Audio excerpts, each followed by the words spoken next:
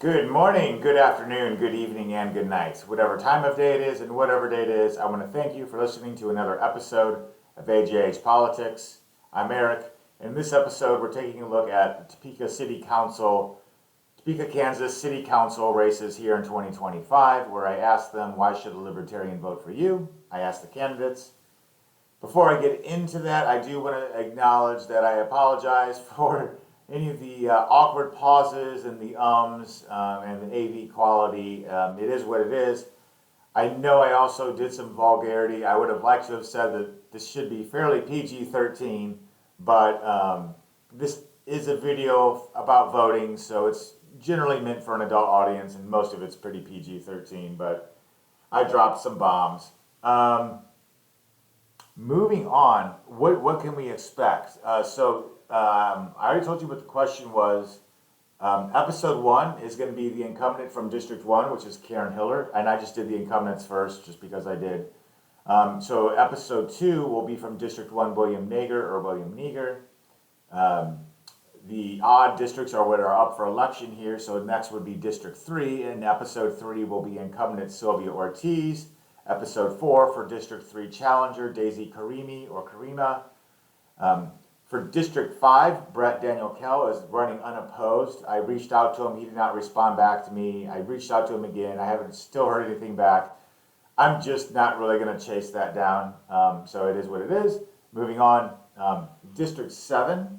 Well, Episode 5 for District 7 will be Earl McIntosh, which I want to acknowledge I am involved with his campaign. So I'll try to not be biased about this stuff, but I am involved with his campaign.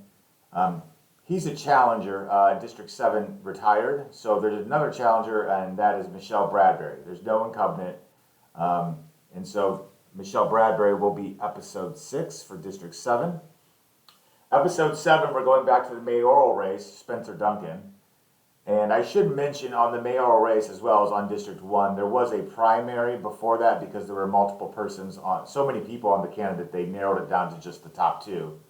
And so this is who survived that. And so that was Episode 7 for Spencer Duncan, who is also currently District 8 representative. So the mayor's resigning or retiring. So there's no incumbent, but Spencer Duncan kind of incumbent in terms of having a little asterisk next to his name, maybe. The other challenger will be Episode 8 for mayor race, Henry McClure. And then at the time when I first made this introduction, 8 of these 12 people had responded, there's 3 people running for District 9, which is where I live, which was a little annoying for me since I would like to get something from them. But I happened to actually just talk to Chris Deister, who's going to be now Episode 9. Now he is a challenger. If I hear from the other challenger, Nick Trammell, or the incumbent Michelle Hoffer, I will try to post those videos if I can. Beforehand, but I'm glad I got in contact with someone. He should be sending me an email with his answer to why should a libertarian vote for you? So without further ado, let's see what they said to that question. Okay, time to start Episode 4. So as I've mentioned before, I am just reading this right now. Sort of me kind of scanning it because I'm getting nervous. The idea is to try to give an initial reaction, which might be a little rambly, but we'll see what we can get through.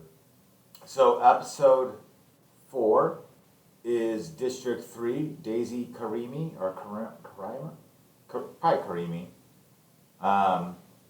District 3, she is the challenger.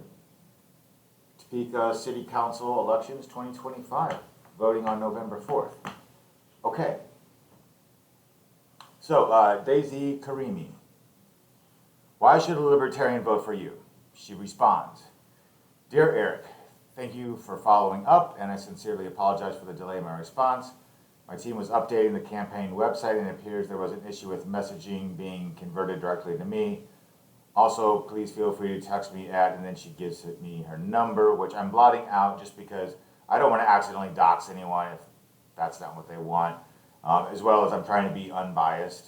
So I'll give you their name. You can Google that name in Topeka, Kansas City Council and find something about how to get to her and her social medias. So anyway, she says, please feel free to text me if that is ever more convenient.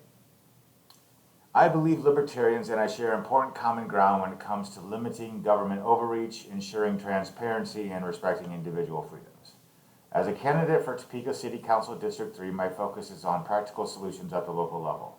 And then there's bullet point number one, lowering barriers for small businesses and entrepreneurs by cutting unnecessary red tape so local businesses can thrive. Bullet point number 2, protecting taxpayer dollars. I'm sorry, I'm bad at reading. Here we go. Protecting taxpayer dollars. Prioritizing essential services and addresses inefficiencies so government works smarter, not bigger. Bullet point number 3, expanding choice and fairness in housing, transit, and economic development. Make sure residents have the freedom to shape their own opportunities. Ultimately, my vision is about empowering people, not expanding bureaucracy. If elected, I will work to ensure the city of Topeka respects your freedom, your hard-earned tax dollars, and your right to live in a safe, thriving community. Thank you for the opportunity to share my perspective. Sincerely, Daisy Karimi. Sorry. Okay, so what are my initial thoughts? Well, I would say in general, it sounds nice. She starts off with kind of 3 ideas of limiting government overreach, ensuring transparency, and respecting individual freedoms. And speaking of ensuring transparency, now I don't know too much about this, but I think like a city manager, city administrator, something like that, resigned fairly recently, and I heard some gossipy rumors about it.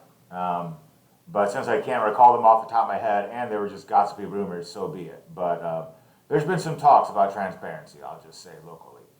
And then the third thing she said there was respecting individual freedoms. And then she kind of gives up the bullet points about cutting red tape to small businesses and entrepreneurs, which as libertarians very much agree with. Me too, that's a very, very big thing with me. I don't want to go into too much about it because I'm trying to start a business, but I will say I wonder what she could even do at the local level because there's just so much red tape. It's just so annoying about things. Protecting the taxpayer dollars, which is something that literally every single one of them have said, ironically enough, especially for incumbents.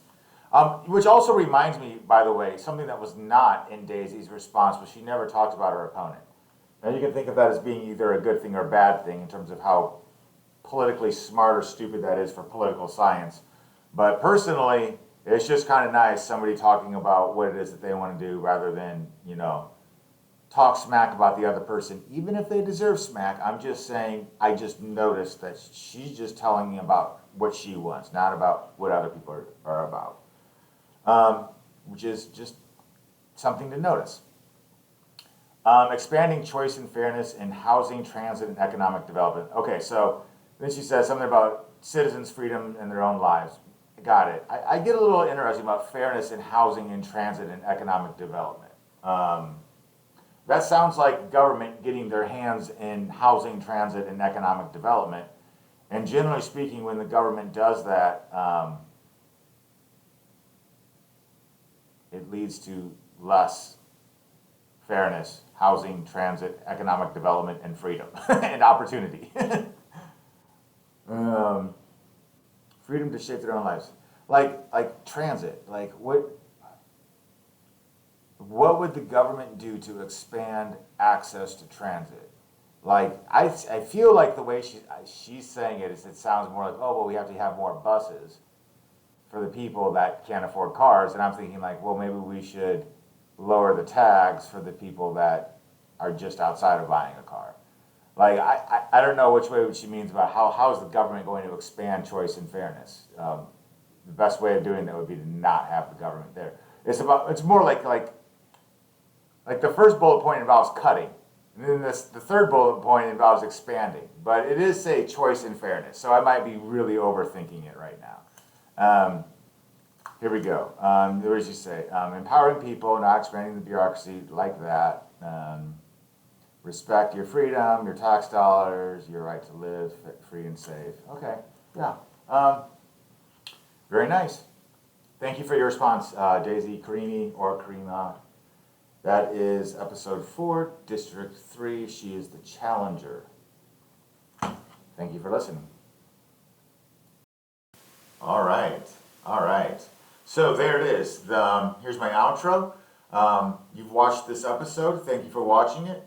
I do want to say that as I try to critique everything, maybe a little bit positive here, maybe a little bit negative there, and try to kind of approach it from the lens of here's an interesting question, even if you're not involved in this election.